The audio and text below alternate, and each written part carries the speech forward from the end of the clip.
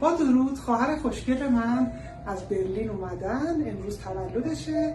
هرچی فکر کردم دیدم چی میتونم هدیه بدم که خوشحالش کنه.